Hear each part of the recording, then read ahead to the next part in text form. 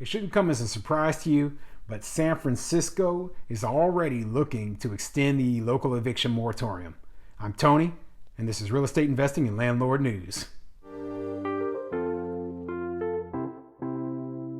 All right, so I have another article for you from California, of course.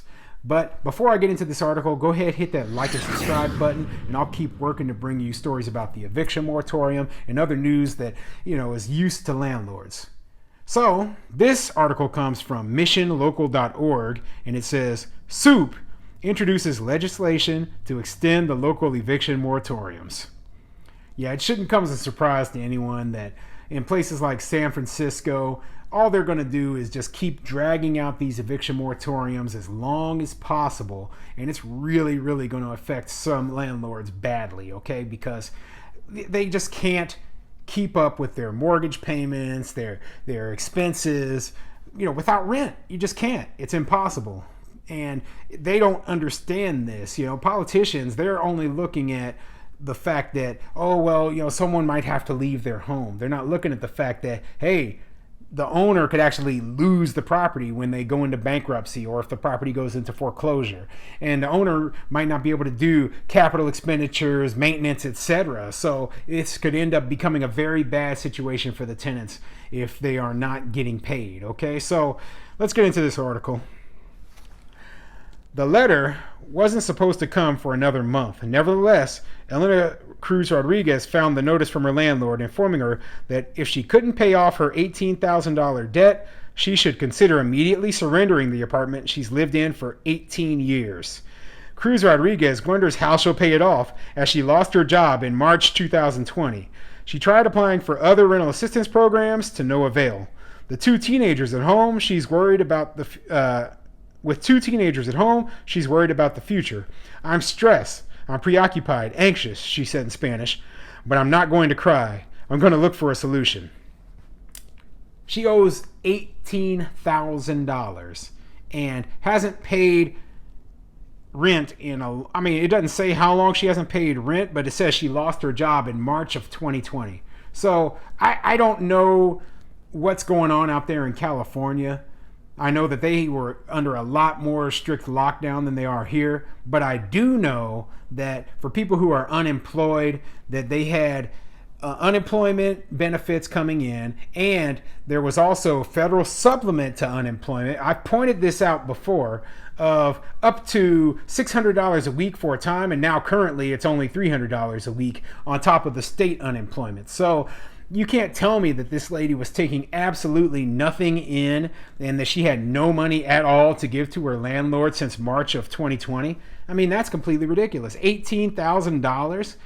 We should throw in the fact that there have been 3 separate stimuluses since this pandemic began, okay?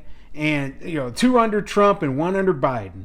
So there have been 3 stimuluses. There have been, let's not even forget about taxes, okay? So people who've received their tax returns, someone like her who has 2 minor children, that's thousands of dollars, okay? So tax return, 3 separate stimulus checks, unemployment benefits from the state of California, extended federal unemployment benefits, yet I am unable to pay anything of my rent.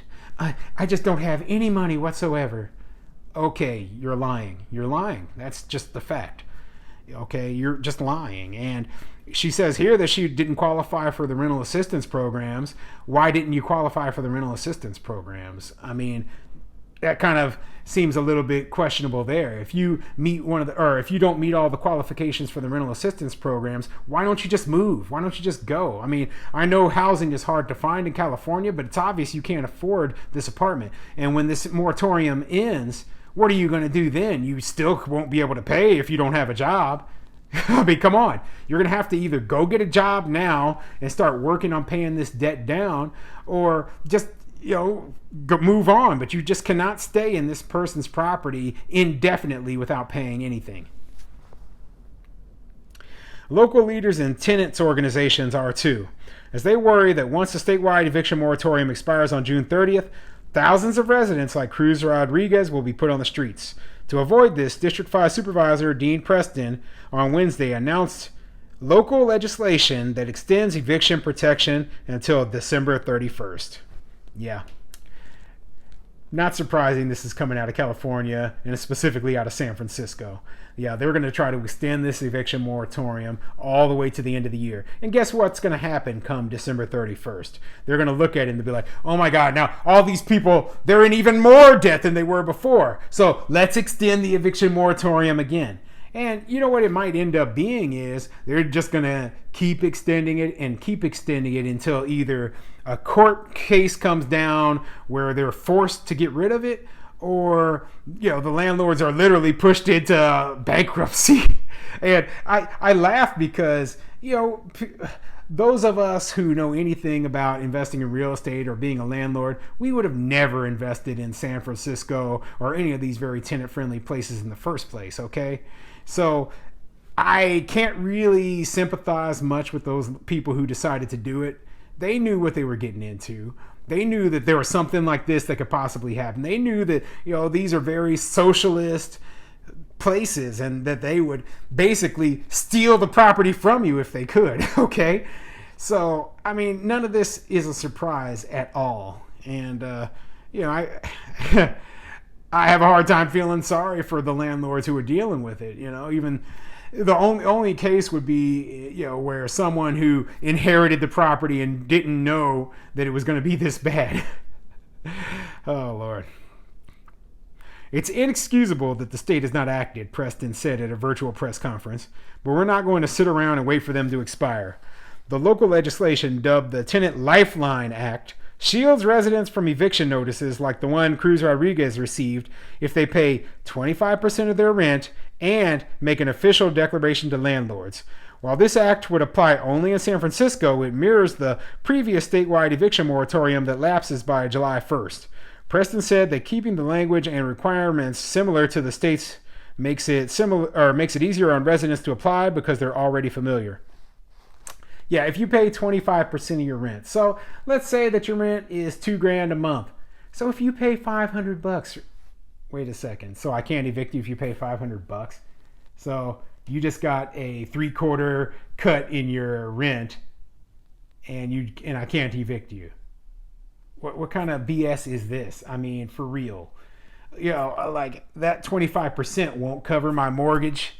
It won't cover my taxes. It won't cover my insurance. It won't cover maintenance. It won't cover capital expenditures. It won't cover anything, that 25%. So you telling me that, oh, well, we have to keep her in there, but we're only getting 25.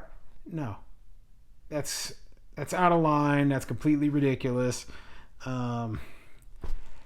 Whatever. I keep going into articles like this. I get upset about them, but this isn't unexpected. If you're in San Francisco and you own a property, yeah, you got a lot of appreciation out of it, but it just really isn't worth it dealing with this kind of nonsense. Even if you just own a single family house, you have to deal with this mess. Come on. There's so many better places that are more landlord friendly, that are more believe in actual property rights for people who own the property, and where they won't just basically stick up your butt, So get the heck out of there. It just isn't worth it in the long run. And I'm not even going to read the rest of this article, but just get the point that, hey, landlords are going to just get effed over in places like San Francisco forever.